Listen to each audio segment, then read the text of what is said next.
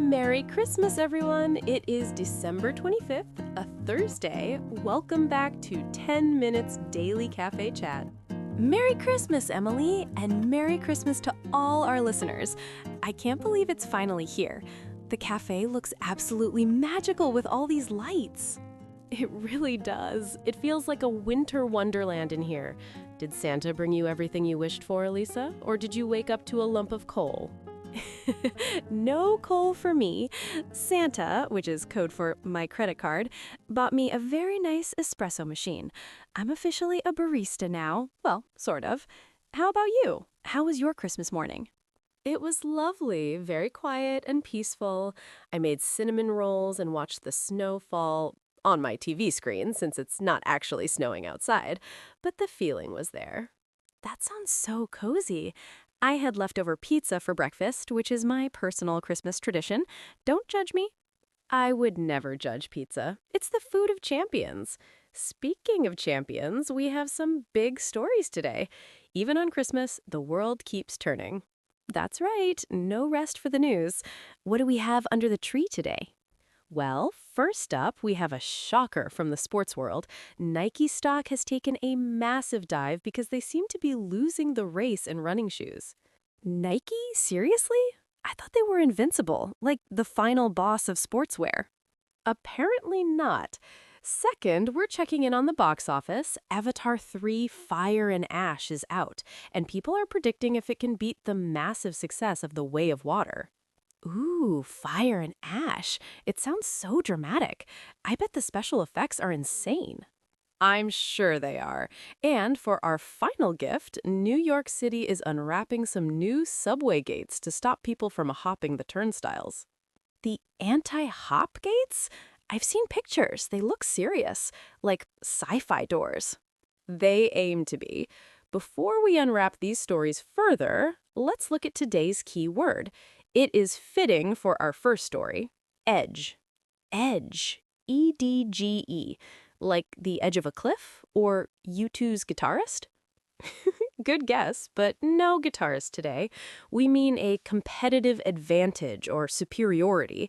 To lose one's edge means you are no longer the sharpest, strongest competitor. I see. So if I stop practicing my latte art with my new machine, I might lose my edge as a barista. Exactly. You have to keep sharpening your skills, just like Nike should have done. Let's dive into that first story. Nike stock recently sank nearly 20% in a single day. 20% in one day? That is a huge drop. Did something terrible happen? It's a combination of things. Their fiscal fourth quarter revenue dropped 1.7%, which is their slowest growth in 14 years. But the main reason experts are citing is that Nike has lost its edge in running. Running? That's basically their DNA, isn't it? They started as a running shoe company. Exactly. But recently, they've faced fierce competition from newer brands like Hoka and On. Have you seen those chunky shoes everywhere? Yes, the Hokas with the thick soles. My dad wears them. He says it's like walking on marshmallows. That's exactly it. Hoka and On have captured the market with those Max cushion shoes. Their market shares have shot up, Hoka to 13% and On to 12% at some retailers. Meanwhile, Nike's share dropped significantly. Wow, they are eating Nike's lunch, or eating their Christmas dinner. Why didn't Nike make marshmallow shoes too? Critics say Nike got too focused on lifestyle sneakers, releasing endless colors of Air Force Ones and Dunks, and neglected performance innovation. They stopped making the best running shoes for everyday runners. Ah, they went for fashion over function. I love my Air Force Ones, but I wouldn't run a marathon in them. Precisely.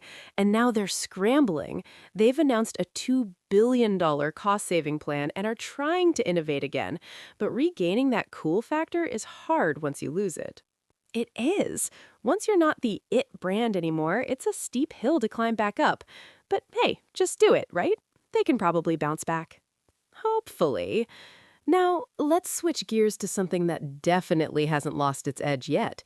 James Cameron's Avatar franchise.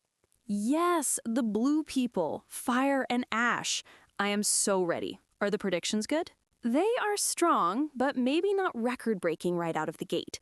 The global opening weekend predictions are between $340 million and $380 million. $300 million, and that's considered low?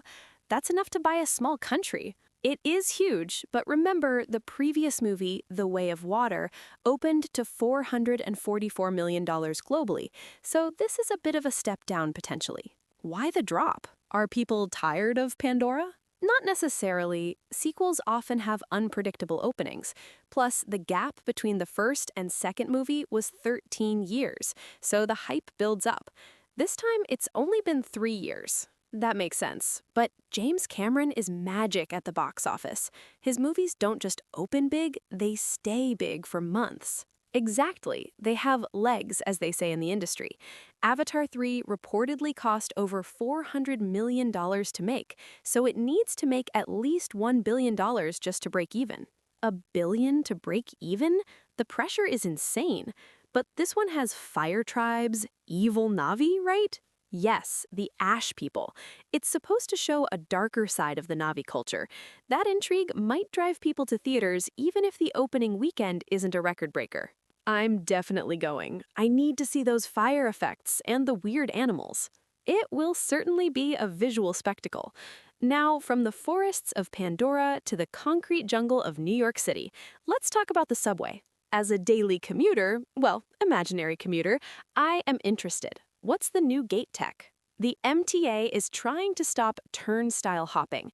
Did you know fare evasion costs the city hundreds of millions of dollars a year? Hundreds of millions? That's wild. I guess all those $2.90 fares add up. They do. So the MTA is installing new paddle doors. These are tall plexiglass gates that slide open and closed. You can't jump over them easily like the old turnstiles. Oh, I see. So no more Olympic gymnastics over the bars. Exactly. They are piloting these at a few stations, and they claim fare evasion dropped by 60% in those spots. That's a good result, but aren't there always ways around it, like sneaking in behind someone? Yes, piggybacking. And there's a trick called backcocking, where people pull the gate backwards. But the MTA says they're fixing that too. They're planning to spend huge money on this, $1.1 billion over 5 years. $1.1 billion on gates? That's almost as much as the Avatar movie budget. It is a massive investment. Some people complain it makes the stations feel like prisons because of the high, transparent walls, but others say it's necessary to keep the system fair and funded.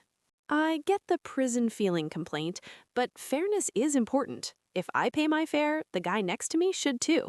It's the social contract. Agreed. Plus, if everyone pays, maybe they can finally fix the signals so the trains run on time. One can dream, Emily. One can dream. Maybe Santa can fix the subway signals for next year. That might be too big a job even for Santa. So let's wrap up our Christmas chat. We had Nike tripping over its own shoelaces and losing its edge, Avatar 3 bringing fire and ash to the box office, trying to reach that $1 billion mark, and New York City spending $1 billion to stop people from jumping gates. Lots of billions today. A very expensive Christmas indeed. Which story was your favorite gift today? I think the Nike story. It's a good lesson. You can be the best, but if you stop trying, someone with marshmallow shoes will overtake you. It's motivating. It really is.